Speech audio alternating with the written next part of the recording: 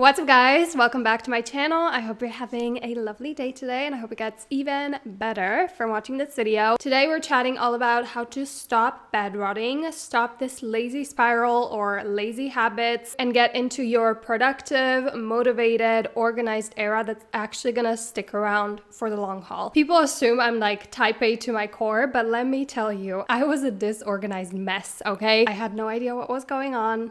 I had no idea where things were. There was no organization systems. I had such a hard time with discipline and staying productive. I would literally have these spurts of like productivity, being super organized, excited, motivated, super productive, and then I would spiral off, rot in my bed, be lazy, have no routines, no habits, no nothing. So I really know what it feels like to be in that place. And I've done a lot over the years to change that. I feel like I'm very disciplined now. I'm very productive, but I still have a balanced life. Like I'm not overdoing it. I'm not stressing myself out. We obviously all have 24 hours in a day. It's up to you what you do with it. I've done a lot of videos about time management, productivity, discipline. We've covered so many things already, so I'm gonna have a playlist. It's called Getting Things Done that you can binge watch if you want some more tips and ideas, organization systems, stuff like that. But today I'm gonna share with you my best tips that are kind of like a guide. So you can follow these in order and you can really transform your life. If you're new to my channel, hi, I'm Nika, welcome. I make videos all about self-improvement and I make them very like actionable. Here are the tips, tricks, actual concrete steps you can take to create like a real change in your life that you're actually gonna notice. You know, it's great to be inspired and motivated, but sometimes you need those concrete steps. So that's why I'm here, girly pop. Alrighty, that's enough yapping. Let's get into it. Number one, assess your productivity style. The first step is you're gonna write all the common tasks you have to do in your life, whether it's work, life, anything. Step two is you're gonna look at each task and decide whether it's a small brain task or a big brain task. This is pretty self-explanatory. Small brain, things that don't take a lot of energy, focus, like they're kind of easy for you to do. You can maybe listen to a podcast while you do it. So for me, those are like errands, cleaning, even some work tasks that like I've been doing for so long, it's like, it's nothing to me. It takes almost no brain power, you know, that's the point. Big brain tasks are obviously the opposite. So things that take quite a bit of focus, you need to like sit down and really dedicate yourself to get them done. For me, that's like admin tasks, issuing invoices, looking through contracts, anything financial, business related, and then also planning my videos. So those are just some examples. Step three is you're gonna figure out when you are most focused. You're gonna look at hours in the day. So maybe for you, that's from 9 to 12. And then maybe you have like a little spurt of productivity and motivation from like 5 to 6. We're all different. It depends on you.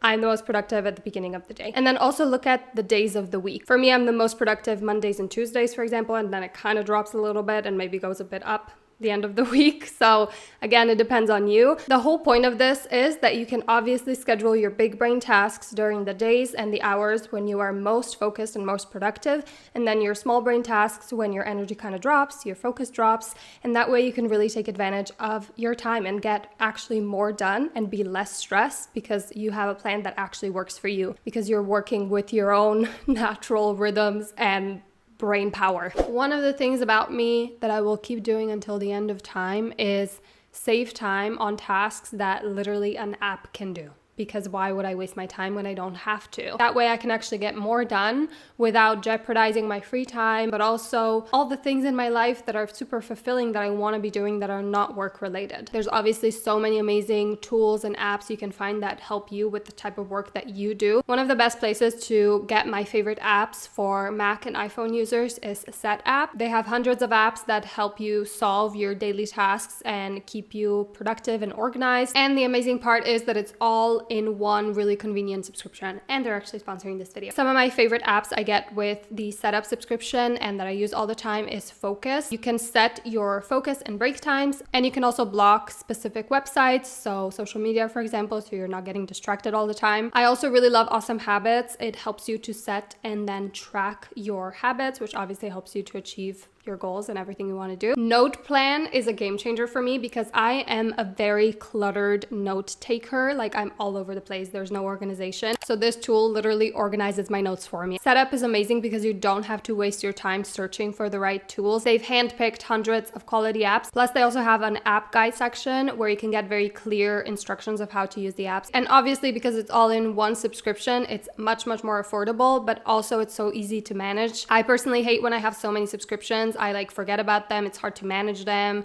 It's hard to cancel them. Like it's just a whole headache. So this is really cool because it's all one subscription. So check out Setup by clicking on the link in my description box so you can take your productivity, your organization to the next level and save so much time. Discipline is an act of self-love and self-respect. This was a game changer when I heard it. It really changed the way I viewed discipline. It used to be something so like hard and like difficult, and one of those gym bros that like gets up at 5 a.m. was super into it. It just didn't seem like something that was for me, you know? I'm a soft girly at heart. Like that's not for me. So reframing it in that way really helped me. Not to mention it also builds confidence. Imagine you have a friend that keeps bailing on you, that's not really reliable, what they say doesn't really hold any weight. You lose confidence in them.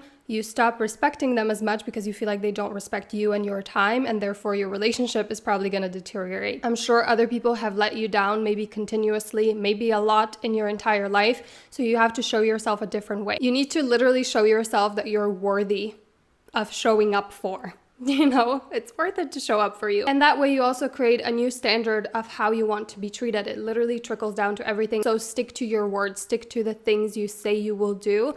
And at the beginning, under promise, over deliver. Literally promise very little to yourself and actually follow through. Number 3, we've all heard this one, but it's so important. Clarify your goals and break them down. I'm gonna link my whole like organization system down below in case you need some ideas. You can use that one if you want to.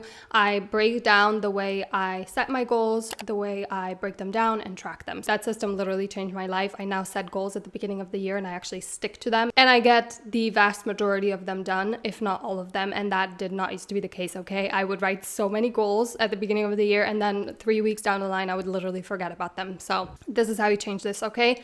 First things first, have a very clear goal. I really like the SMART goal method. So that means a goal is specific, measurable, achievable, relevant, and time-bound. So you have a goal in mind, you check off that it's all of those 5 things, and that's gonna help you so much. And then you need to have a strong emotional why. So a strong emotional reason of why you want to get this goal done. Because if there's not a strong emotional reason, if it's something maybe a bit surfacey or something you've seen other people do that might at the end of the day not be that important to you, you're not going to stick to it because it's not important to you. Why would you?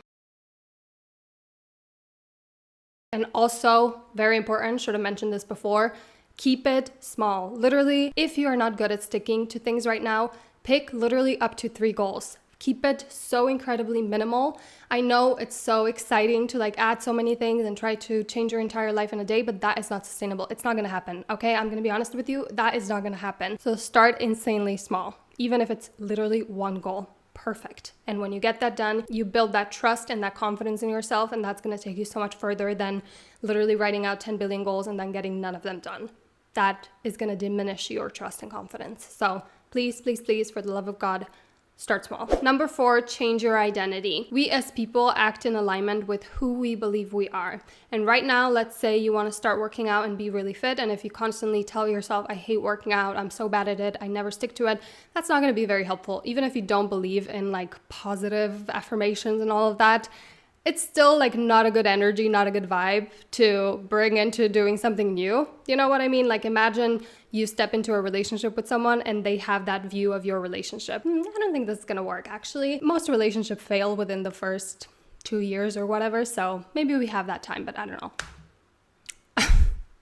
Excuse me, sir. So don't do that to yourself, okay? You can literally write down what you're telling yourself right now, and then you're gonna create a new identity that's an improvement, but is still realistic, like you still believe it. Because if you write an identity like, I'm the most fit person in the world, girly pop, your brain is not stupid, okay? It's literally gonna be like, that's wrong. And here's a whole list of why you're wrong. And it's gonna make it worse. So please choose something that's realistic. Of course, it has to be a little bit of a stretch. You might not be there, but you believe that you can. So that might be, I never skip a workout. Even if that workout is only once a week, you never skip a workout.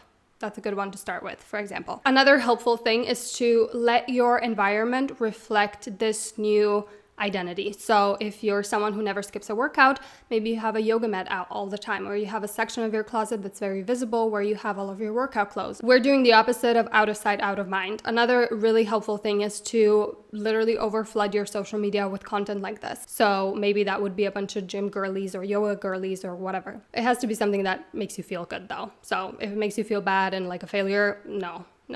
It's positive vibes here, okay? Now let's talk about time management some more, okay? You're gonna automate what you can and you're gonna batch what you can't. A few examples of how you can automate tasks. Of course, this is gonna depend on your financial situation, your work, everything. So keep that in mind, but I'm sure you can figure out at least one way you can automate. Maybe you're gonna start getting your groceries delivered because you hate going to the grocery store. It takes so much time, and in that time you could be doing something more worth your time or something that's more meaningful to you. You get a meeting scheduling tool so that you don't have to go back and forth in emails to figure out when you both have time. You can just send them the link and be like, choose a time that works for you. Or maybe you get a cleaner that comes every second week to deep clean your house. Just find different ways you can automate. So what batching tasks means is basically you grouping similar tasks together. So for me, for example, every Monday or Tuesday, I have admin tasks that I have batch created. So emails, looking through contracts, issuing invoices, updating my budget, those kinds of tasks feel very similar to me. I feel like the same part of my brain is activated. It really helps me to stay in that flow instead of constantly disrupted by doing so many different tasks that require different things from me, different parts of my brain, etc. So automate what you can, batch what you can. Number 6, overcome resistance. This one is a game changer. I talked about this in my discipline video, which is still to this day one of my favorite videos, so I highly recommend checking it out. If you need some more tips, more motivation, I'll have that down below. But let me explain what I mean by that. Obviously, we all know this, but a lot of us like to ignore it when we're starting something new and it's exciting and it's fun and we just see all the good things. Starting a new habit, learning something new, changing yourself in some way, getting a goal done, all of that is gonna stretch you to the point where you've never been before. It's gonna stretch you outside of your comfort zone. And with that, of course, there's gonna come challenges. There's gonna be some uncomfortable emotions like, am I good enough for this? I messed up, so it must mean I shouldn't do this, or maybe even embarrassment. Like there are gonna be uncomfortable feelings. That is what I mean by resistance, okay? And what happens is that people who are not disciplined make that resistance mean something they shouldn't. They make it mean that I should just stop. They use it as an excuse of, maybe this just isn't for me, you know? Like it's hard, like I'm just gonna stop. And as soon as you accept the reality that learning something new is gonna be difficult, it's gonna be challenging, you're gonna have that resistance, it's gonna help you so much with the way that you then deal with it. So instead of you wanna go for a run, you've gone on a few runs, you've had an amazing time because you were excited and passionate and motivated, and then there's a day when reality sets in and running all of a sudden doesn't seem so fun, okay? And you're sitting on the couch and you're like, I should go for a run. I have it on my to-do list, but like it's gonna be so hard. I'm gonna have to run past that group of people. That's gonna be really embarrassing. And then it always takes me like 15 minutes to get into it. I'm tired, I'm blah, blah, blah. And then instead of using that as an excuse and giving up, you can be like, okay, I was expecting this. This is just natural resistance that comes up with literally learning something new, anything new. I'm stretching the elastic way more than I've ever stretched it before. And it is uncomfortable. That's fine to admit, it is. And when you're honest with yourself like that, you can then be like, but it's not always gonna be like this. This is me again stretching the elastic, and it's worth it. Like it's worth it to go through a little bit of resistance and a little bit of these uncomfortable feelings to get to where I want to go. If of course these things are good for you, like I'm assuming these habits are, good for you. Not to mention that most of the time when you then go on that run and when you come back, you almost never regret it. It's almost never like I was right before when I said I shouldn't go. I was actually correct. You're pretty much never correct. So just see resistance for what it is. Expect it because it's gonna come. Trust me, it will. And then you can be better prepared for it. And stop making it mean that you should give up. Because with that mentality, it's gonna be really hard for you to grow and to change things. So again, it's creating that trust with yourself and that confidence. You said you were gonna go for a run once a week, so let's honor that, okay? Let's honor yourself. When you are facing this discomfort with growing and stretching yourself, see it as a sign of progress. If I overcome these stretching pains, these growing pains, then I moved on to the next level. And then it just gets easier every single time. I promise you this, okay? And it feels really, really good not to give up on yourself. It feels incredible. Number 7, build resilience with catch and release. What that means is something goes wrong, you mess something up, you fail, which again, most of the time it's inevitable when you're doing something new, when you're trying to reach a goal. It's happened to every single successful person you know. You just see the little tip of the iceberg and you see everything went amazing for them, but trust and believe they are where they are because they knew how to build that resilience and keep going despite all the challenges and despite messing up and failing and everything. They took that as an opportunity to learn and better move forward because of what they've learned. So with catch and release, you are catching the things that are actually going to help you move forward. So you mess something up, you sit down and you're like, okay, why did this happen?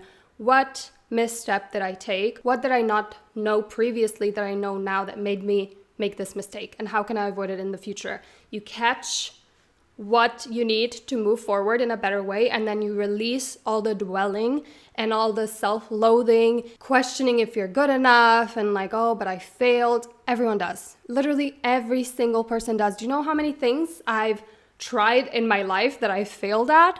I could write you a whole novel, okay? A lot. The dwelling is like heavy weight on your back when you're trying to reach that mountaintop, okay? Which is your goal. It's not gonna help you. So take what is helpful, put it in your little toolbox, backpack, leave the rest behind, okay? Waste of time, waste of your energy, no. Number 8, identify your procrastination triggers. This is another thing that I never took the time to look at that was creating that whole spiral of me, being super productive and then falling off and then trying to get back up again, being super productive, falling off. Like that, I can't even describe to you how long this cycle was going on for. Many, many, many years, okay? What I realized about myself is that what causes me to procrastinate is feeling overwhelmed and feeling out of control. And when I was trying to be super productive, I put so much on my plate, which at the beginning was like exciting, like yay, new chapter, new beginning, so fun. But then when reality set in, it was overwhelming. I put so many things on my plate that it was not possible for one person to handle, especially a person like me who didn't have any great habits when it comes to productivity, discipline, organization. Identify what makes you procrastinate. If you're like me, if that was, being overwhelmed, feeling out of control, which are kind of connected in my eyes, creating a really good organization planning system really, really helped me because I was able to give myself enough time for tasks. It took some trial and error to build that organization and planning system, but once I did, I knew how long I needed to get certain tasks done. I knew which tasks can be a little stressful for me and overwhelming, so I allowed myself to have more time for them, etc. So write down your procrastination triggers and then ways you can avoid them, how you can prevent them for the future, not what you can do when you're already procrastinating, but what you can do to prevent procrastinating. Okay, that's a big difference. If you're really confused and you're like, Nika, I don't know what makes me procrastinate, one question you can ask yourself is, if I'm being honest with myself, what do I feel right before I start procrastinating? That's gonna give you a really clear answer, but a lot of the time it's feeling stressed, overwhelmed, out of control, along those lines for most people. Last but certainly not least, something I already just kind of mentioned is to create an amazing organization system that's simple and that acts like your second brain. And very importantly, this should be a system that's tailored to you. Hopefully you have some newfound knowledge about how you work and when you're most productive and how much focus certain tasks take you. That's going to be very important when you're creating this system. Again, I'll have my system down below. It's a Notion template. I always have it linked in my description box, but I'll have a video where I show you guys how it works and I go through everything. You can use that one. You can just use it for inspiration. Maybe you like other apps or tools. Maybe you're old-fashioned. You just want to write it down in a planner or a bullet journal or whatever. Literally, I don't care. Just choose something that's tailored to you, that's simple, that you can stick to. You don't have to build a whole Notion dashboard with like all your routines and meal planning and workout routines and everything. Keep it simple to start with. Maybe at the beginning, you just want a simple to-do list and a calendar. And that's it. Again, my system's down below. It's honestly changed my life. It helps me so much, but as I've said 10 billion times, you need to find something that works for you. Alrighty guys, that is it for this video. I really hope you enjoyed it and found it helpful. Again, I'm gonna link my whole Getting Things Done playlist if you want some more inspo. I also did a mid-year reset very recently that might be a little motivating, that might get you into the flow. So I'll link that below as well. And if you enjoyed this video, I would love for you to stick around and subscribe and check out my social media if you want to hang out more. And thank you guys so much for watching, and I'm going to see you very, very soon.